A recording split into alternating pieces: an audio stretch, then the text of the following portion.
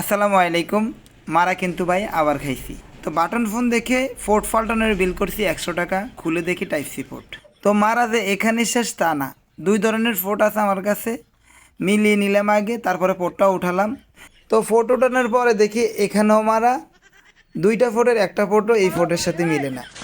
তো এখন এই পোর্টটা আমি মডিফাই করে লাগাবো। টাইপ সি পোর্ট কীভাবে মডিফাই করবেন শিখে রাখুন, ইনশাল্লাহ ভবিষ্যতে অসংখ্য ফোনের টাইপ সি পোর্ট না মিললেও মডিফাই করে লাগিয়ে দিতে পারবেন। তো ভিডিওটি তো প্রথমে আমি একটু মিটার দিয়ে মেপে নিলাম নেগেটিভ লাইন পজিটিভ লাইন বোর্ডের মধ্যে।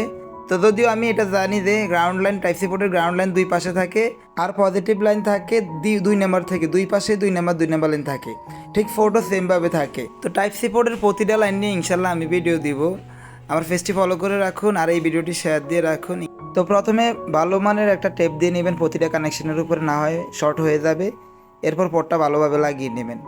তো এইখানে ডায়োডটা দেখতে পাচ্ছেন, ডায়োডের এক প্রান্ত কিন্তু পজিটিভ লাইন, আরেক প্রান্ত গ্রাউন্ড লাইন।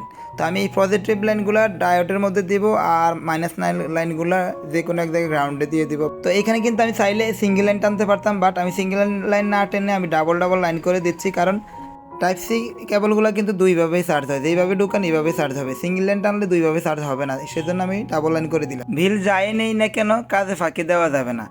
তো এই ধরনের ভিডিও প্রতিনিয়ত আমি আমার পেজে দিয়ে থাকি, অবশ্যই আমার পেজটি ফলো করে দিবেন।